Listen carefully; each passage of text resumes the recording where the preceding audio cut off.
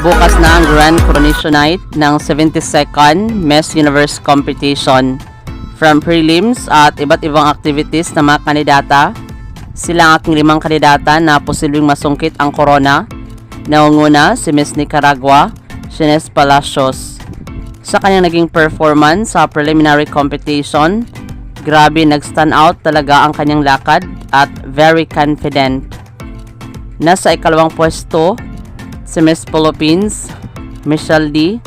Sa kanyang performance sa swimsuit round, masasabi mo talaga na kinabog niya lahat, lalong-lalo na sa kanyang aurahan. Ang aking pangatlo, si Miss Thailand, Antonia Purcell. Sa pagiging Miss Supranational winner noong 2019, advantage sa kanya dahil sanay na siyang rumampa sa stage at magbardagulan.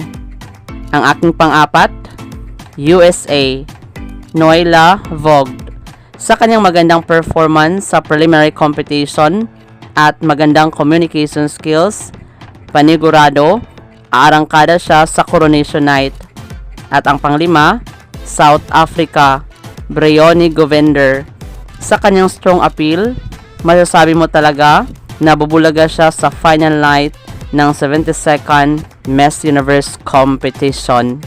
Maraming salamat sa panonood. Para maging updated ka, huwag kalimutang mag-subscribe.